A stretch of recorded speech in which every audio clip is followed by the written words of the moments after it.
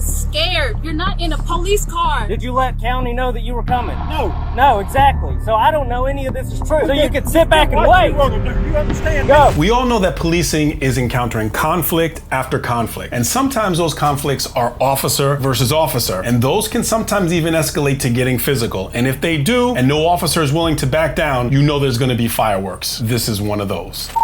10-4, be advised, this truck is pursuing. They got blue lights on, waving at me to follow. Hey! 10-4, tell them to stay put.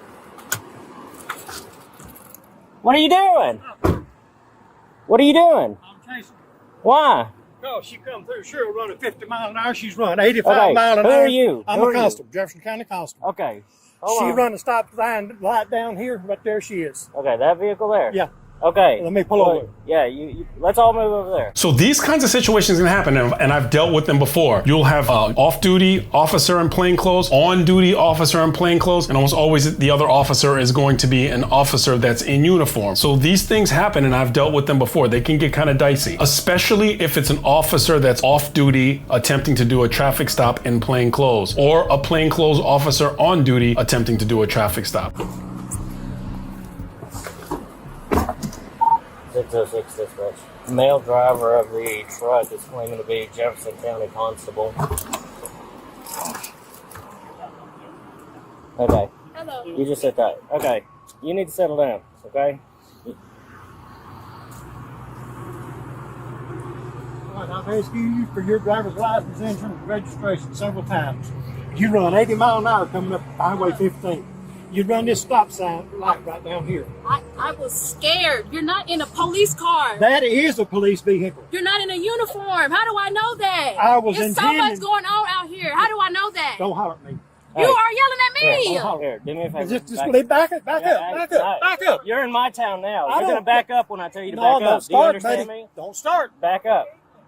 I'm you need to conducting chill out. this. You need to chill out. Just go over there. I'll talk No, to you in a don't you second. tell me what to do. Go.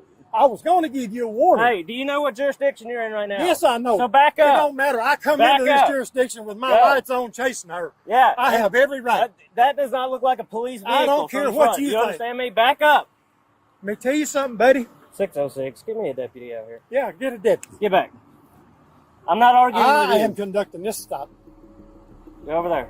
Don't tell me what to do. Okay, so this has definitely escalated, and there's something I'd like to talk to you about. Jurisdiction. Jurisdiction really kind of means two things. It means your authority that you have in the location that you're allowed to exercise that authority. In a lot of these rural areas, you have multi-jurisdictional things that occur, and sometimes you can cross over from the next jurisdiction and still exercise your police powers. Now, he mentioned that he's a constable. Now, from my understanding of constables is that constables are elected officials. They do have police powers to some degree. A lot of times they do process servers. They can make arrests. They can issue citations, and it varies jurisdiction to jurisdiction. But I find this very interesting that this constable is kind of escalating in this manner. There's a rule of thumb in policing, and officers chime in if it is different from your understanding. But in my entire career and up until now, the on-duty uniform officer, regardless of rank, runs the situation. So if it's an off-duty captain who outranks an officer, the on-duty officer runs the situation. And that's how it normally goes. So this is really interesting to see this exchange. She has been nothing but trouble. She pulled away from a traffic stop.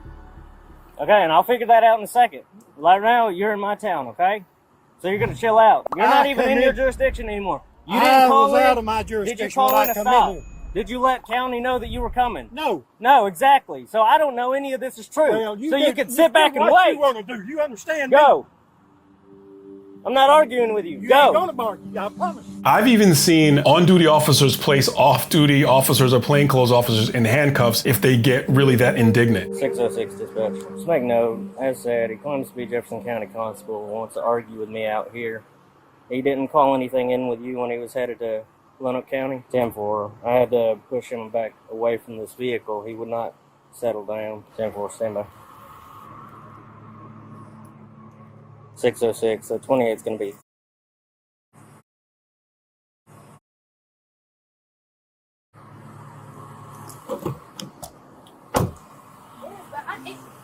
Just Just relax, okay? So just a point of note, this is a very high energy, stressful type of situation. There are definitely gonna have to be notifications made. One recommendation when you're the on-duty officer to make sure that you document everything, that you make the notifications, and under the circumstances, it would be prudent for the officer to turn his vehicle around and position it in a car stop position behind the other vehicle. Not that he's stopping this vehicle, but it's just a safer and tactically more advantageous position to be in, especially since this way he can watch both vehicles and engage everybody in the normal practice that we do in policing. It's just a lot easier, a lot safer, and gives you a better field of vision. And he was in the, he blocked the whole street. So unfortunately, he's like, that's the police. Pull over. Why? I guess it's Parker. I guess, I don't know. He was behind me in the open door. I guess it's called. So, I guess they work together. But the other dude was in a light truck, like a regular truck. And then he came out of hospital and stuff talking about, I need to see your license and your registration and your passport. So I'm like, then that's when I called him. Like, he not in no uniform, no police car, truck. He got like, it just looks like a light down everything. It sounds like the young lady's on the phone explaining the situation to her dad. 606, did Jefferson County confirm if he called in any kind of pursuit? Yeah, so like I said, we're just relax, okay?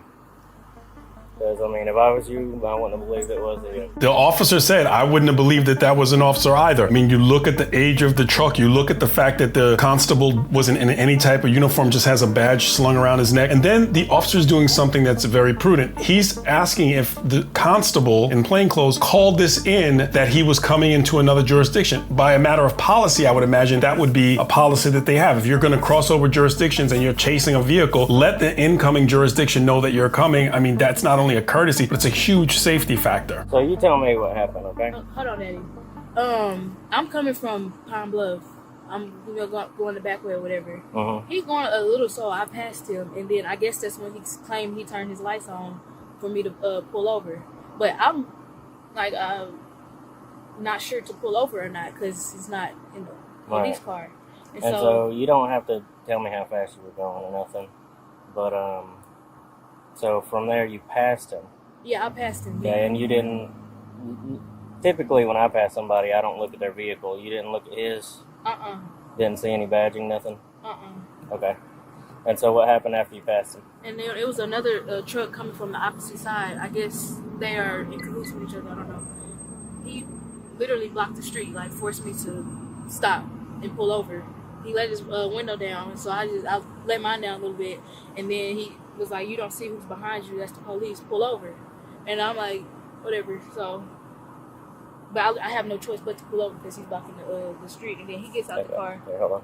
10-4. Right now, I've got him chilling out at his vehicle. It looks like he's about to come and talk to me again. You can see just how frightened this woman is as she thinks this constable is lying and impersonating a police officer. However, what's really scary is that impersonation happens a lot more often than you might think. And it's very possible that you yourself could be the victim of this right now without even knowing it. You see, every year, millions of people have their information leaked on the internet. And as we speak, there are possibly hundreds of websites trying to sell your information. And that's on top of all the places that your data has already been exposed and ready for the taking. However, Incogni works by scraping the internet and finding exactly where your information has been exposed, and immediately sends takedown demands to help you wipe your information from the internet within days. And setting up your account is as simple as registering and authorizing them to work on your behalf. As once you've done that, Incogni will go to work scrubbing all your information from these websites. And often there's a lot more information out there than people realize. Plus, with their new unlimited plans custom removal feature, you can request specific links, and Incogni's privacy team will take care of them for you. And I know just how dangerous having your information out there can be. As years ago, I actually had someone impersonate me to extort a close family member of mine. So take your personal data back with Incogni and use code Sergeant Curtis by scanning the QR code or through the link below to get 60% off an annual plan.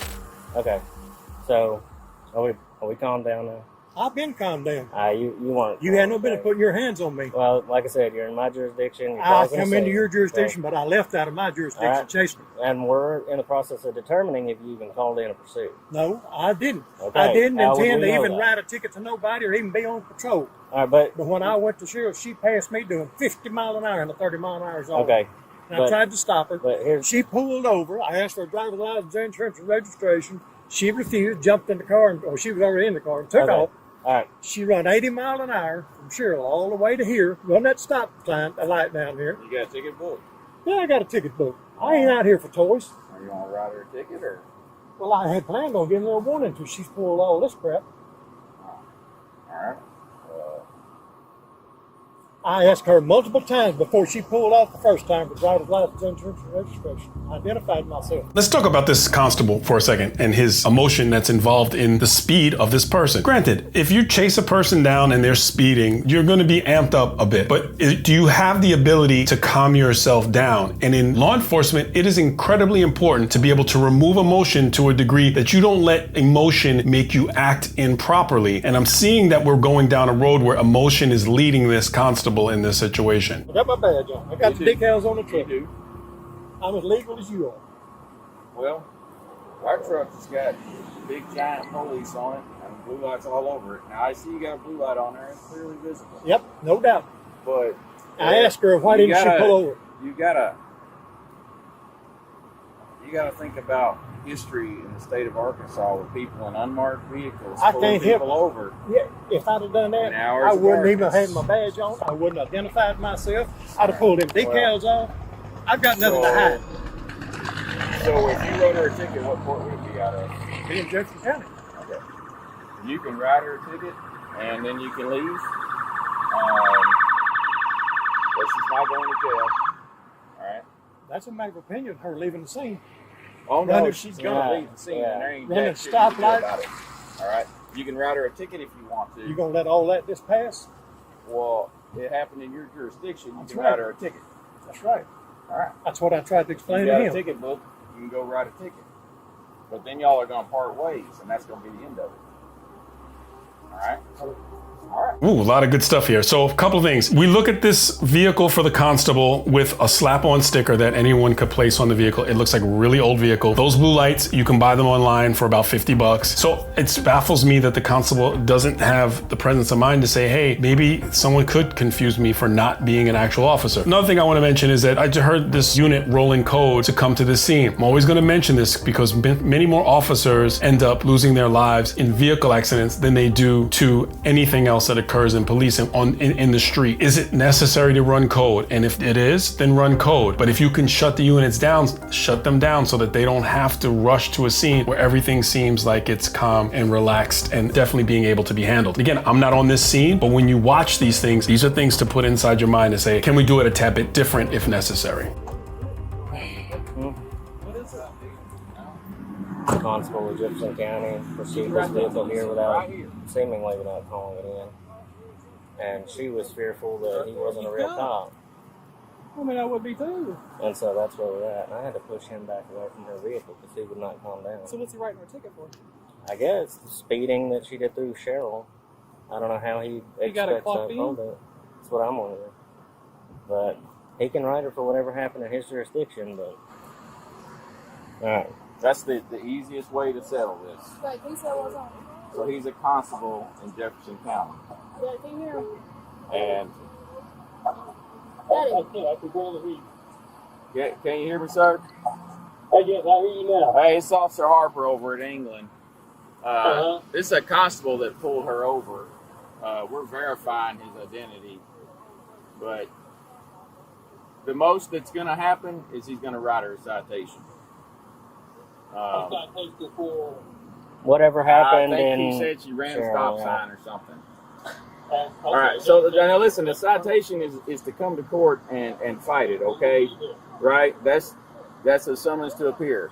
Under no circumstances is anything else going to happen, I promise you, okay? He will go to jail before you will, okay? Because he was causing a scene out here. And so, like I told you, he can technically He cite... can write you a citation, Yeah. and y'all can go to court on it.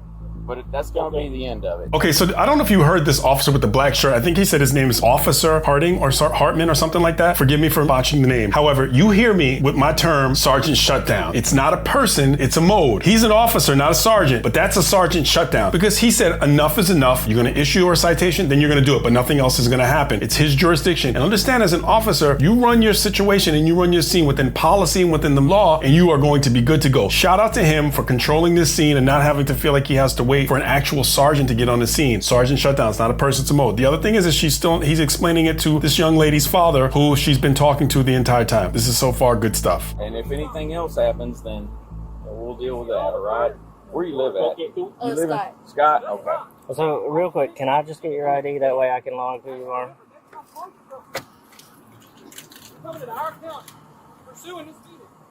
And like I said, technically, he can cite you for whatever happened in his jurisdiction. But him saying that you were fleeing into here and running a stop sign, yeah. If you were fleeing, you wouldn't have called. Well. You told me it's because I passed it. There you go. Yeah.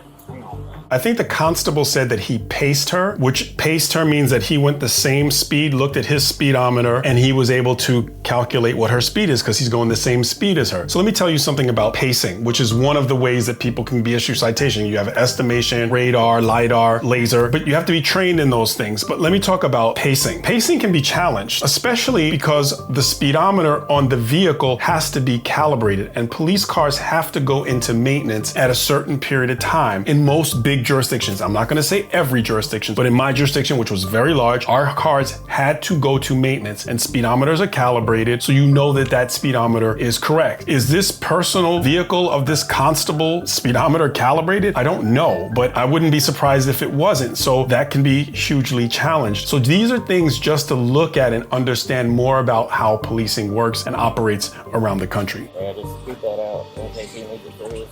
What did he say he stopped you for? He said because I passed him. Because you passed him? Yeah. He didn't say it was about speeding, nothing? And then he asked you for your driver's license multiple times? But I didn't stop either, did No, Yeah, the well, only reason so- I stopped is because somebody else, whoever he was called or was with, blocked the street.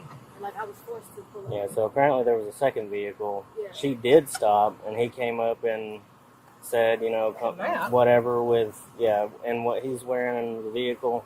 I wouldn't have believed he was either. I wouldn't either. I told him I'd have left too. That's why when I saw him behind her when I was coming through here, I radioed. It's like, there's a vehicle with blue lights behind her, but it doesn't look like no police vehicle. Look, I called in the police department and they told me to stop here. It should be an officer meeting. So that's what I pulled. So you're fine.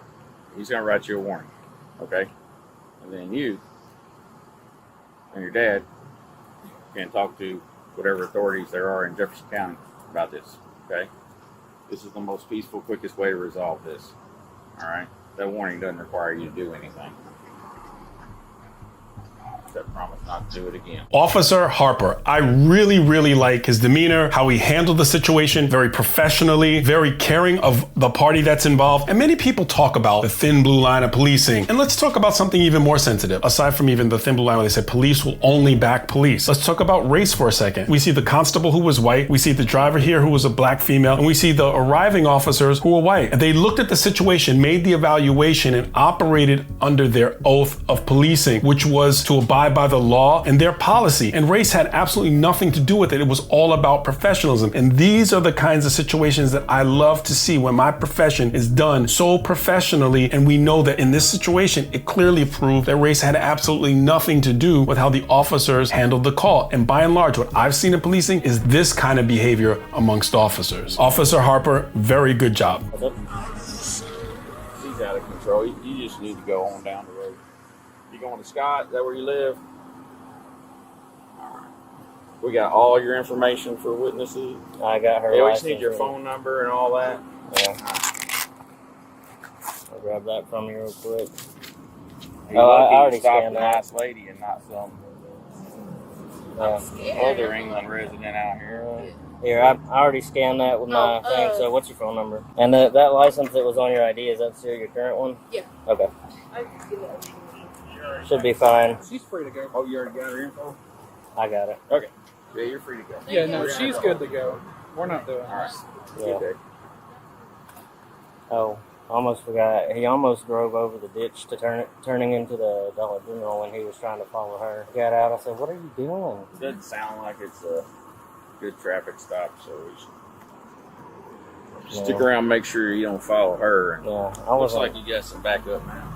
Yeah. This is a fascinating interaction that I saw. Very good job, England Police Department and the deputy from the other jurisdiction that showed up to assist them. And I wanted to look up what was the ultimate situation that happened, and it looks like the constable resigned. And what I have here is what's purported to be his resignation letter that he tendered 23rd of September of 2025. I, William Hamilton, do hereby make the decision to retire 12/31/2025, so last year, to not be able to issue tickets or chase anyone to be involved in any kind of police involvement in the future that involves constables in Jefferson County. As you know, I'm not one to ever speak disparagingly of people. The consequences that exist. Being professional always matters. And his resignation was accepted apparently, and good, because this was not handled in a way that I believe shows the professionalism of policing, but shout out to England PD. But that gives me an opportunity to shout a group of people out, because there was something that stood out in this video, aside from the way the officers handled this. And it's really apropos because Father's Day is about to approach. That young lady was on the phone with her father the entire time after she got pulled over, and she was talking to her dad. And in policing, I can tell you, being a father and your daughter needing you in so many situations, it would have prevented situations that I ended up having to handle on the street. So shout out to dads. And as Father's Day approaches, I want to shout out all the dads out there who are available, because I've said this before, your best ability is availability. And that young lady being able to make that call to her dad means the world to her and makes her life that much better. So shout out to all you dads out there. My dad, I keep his badge behind me as a reminder of the respect that I have for him. He passed away in 2017, but my dad was a very strong influence in my life. And to all you dads out there, shout out for being supportive of your kids. Continue to do what you do. If you like this kind of content, like the video, subscribe to the channel, and click on the video that's on your screen for more content just like this. And don't forget to sign up for Incognito to protect your personal information by scanning this QR code on the screen, or by using code Sergeant Curtis at checkout and get 60% off an annual plan.